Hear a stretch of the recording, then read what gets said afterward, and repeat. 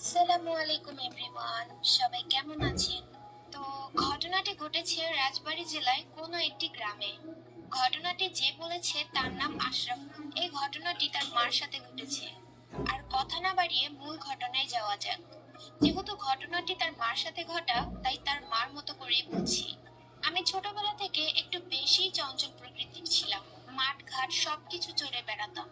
আমি বড়শি দিয়ে মাছ ধরতে খুবই পছন্দ করতাম। একদিন আমি আর আমার বাবা পাশের খালের বড়শি দিয়ে মাছ ধরতে যাই। সেখানে অনেক মাছও পাই। আমার বাবা খুব পান খেতেন, আবার পান শেষ হয়ে যাওয়ায় তিনি আমাকে রেখে বাড়িতে চলে আসলেন। বাবা চলে আসার পর আরো বেশি মাছ ধরতে শুরু করি আমি। এর জন্য আমি আরো উদ্দীপনা নিয়ে মাছ ধরতে থাকি। বেশ খানিকটা সময় পার হয়ে গিয়েছে, ওইদিকে বাবার আসার কোনো নামই নেই। আমি বেশ অনেক সময় ধরে লক্ষ্য করছি যে আমার পেছন দিয়ে কেউ আসা যাওয়া করছে। আমি পেছনে ফিরে দেখলাম সেখানে কেউই নেই।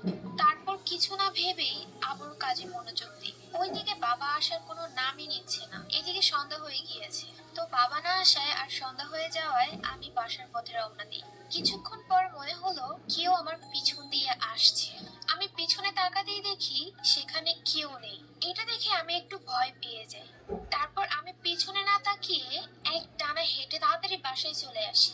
এদিকে সন্ধ্যা হয়ে যাওয়ায় আমি বাসায় যেয়ে মাছ কাটতে বসে যাই। মাছ কাটা শেষ করে মাছগুলো পরিষ্কার করতে আমি দিঘির ঘাটে যাই। দিঘিটা ছিল অনেক বড় আর অনেক পুরনো। দিঘির উত্তর দিকে ছিল একটি বড় তাল গাছ, যেটা আমার নানার বাসার বিপরীত দিকে পড়ে। আর নানারা থাকতেন দক্ষিণ দিকের পাড়ে, তাই আমি দক্ষিণ দিকের পাড়ে যাই মাছগুলো পরিষ্কার করতে।